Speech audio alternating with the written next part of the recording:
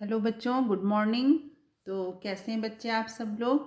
आप लोगों के एग्ज़ाम हो गए हैं। आप लोगों ने अच्छे से एग्ज़ाम दिए। जो बच्चों ने एग्ज़ाम को अच्छे से दिया, बहुत अच्छी बात है बच्चों। इससे आपकी प्रोग्रेस होगी और आप अपनी स्टडी पर पूरा कंसंट्रेट रहेंगे।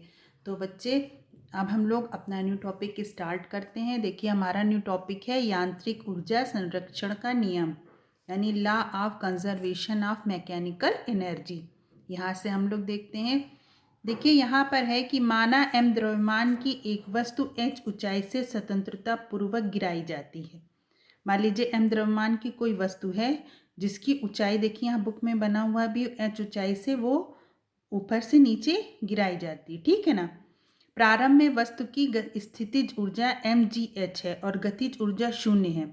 अब यहाँ पर देखिएगा कि जो वस्तु की स्थितिज ऊर्जा तो होगी, लेकिन गतिज ऊर्जा, क्योंकि वस्तु स्थिति है इसलिए गतिज ऊर्जा जो इसकी क्या होगी, 0 होगी।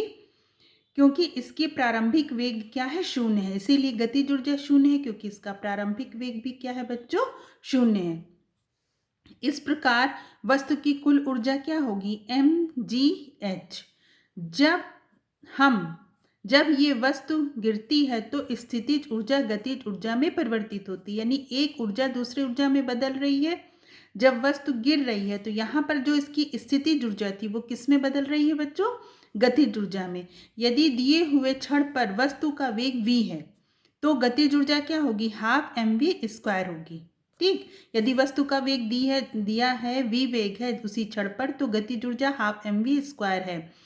वस्तु जैसे जैसे नीचे गिरती इसकी स्थितिज ऊर्जा कम होती जाएगी। मान लीजिए कोई बॉल है ऊपर से, वो आपने वहां पर उस बॉल को अपने हाथ में पकड़ा हुआ है, तो वहां पर उसकी वो जो स्थितिज ऊर्जा है, स्थित ऊर्जा है, लेकिन गतिज ऊर्जा 0 है, 0 है यहाँ पर, क्योंकि उसका वेग जो है वो भी 0 है। लेकिन जैसे आप बॉल को नीचे की ओर छोड़ते हैं तो बॉल ऊपर से नीचे की ओर गिरती है, तो उसकी स्थितिज ऊर्जा जो है वो कम होती जाती है और गतिज ऊर्जा क्या होती है, बढ़ती जाती है।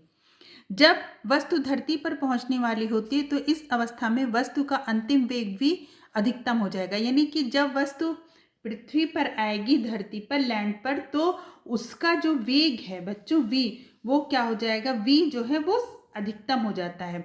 इसीलिए जब गतिज ऊर्जा अधिकतम इसीलिए अब जब गतिज ऊर्जा क्या हो जाएगी, अधिकतम हो जाएगी और स्थितिज ऊर्जा न्यूनतम हो जाएगी। लेकिन यहाँ पर जैसे वो धरती पर पहुंचेगी, पृथ्वी पर, अर्थ पर, तो क्या होगा, देखिए उस जो गतिज ऊर्जा है बच्चों वो तो अधिक हो जाएगी, यानी वो मोर हो जाएगी किसके कंपेयर में, स्थितिज ऊर्जा के। स्थित ऊर्जा यहाँ पर लेस हो जाएगी, कम हो जाएगी। यहाँ पर आप देख रहे हैं कि लॉ ऑफ कंजर्वेशन यानी यांत्रिक ऊर्जा संरक्षण का नियम यही यहाँ पर है कि जो ऊर्जा है वो क्या हो रही है, एक रूप से दूसरे रूप में रूपांतरित हो रही है, यानी स्थितिज ऊर्जा किसमें कन्वर्ट हो रही है, गतिज ऊर्जा में।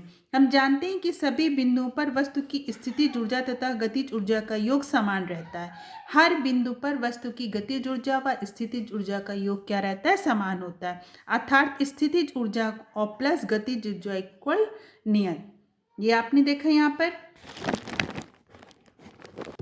अब यहाँ पर देखिएगा, यह mgh यानी स्थित ऊर्जा प्लस हाफ mv² यानी गतिज ऊर्जा इक्वल नियत कांस्टेंट। फिर किसी वस्तु की गतिज ऊर्जा या स्थित ऊर्जा का योग उसकी कुल यांत्रिक ऊर्जा। अगर आप यांत्रिक ऊर्जा क्या है जोड़ दें तो वस्तु की क्या, गतिज ऊर्जा को और स्थित ऊर्जा के योग, यानी उसका जो जोड़ है वही उसकी क्या कहलाती है, यांत्रिक ऊर्जा। हम देखते हैं कि किसी पिंड के मुक्त रूप से गिरते समय इसके पथ में किसी बिंदु पर स्थित ऊर्जा में जितनी कमी होती है उसकी गतिज ऊर्जा में उतनी वृद्धि। मान लीजिए कोई ऑब्जेक्ट है, ठीक है ना, वो वो ऊपर से उसको गिराया जा रहा है फ्री, तो जैसे जैसे वो ऊपर से नीचे की ओर आएगी तो उसकी किसी भी बिंदु पर, किसी भी पॉइंट पर जाते हैं तो स्थित ऊर्जा में जितनी कमी होगी गतिज ऊर्जा में उतनी वृद्धि होती है।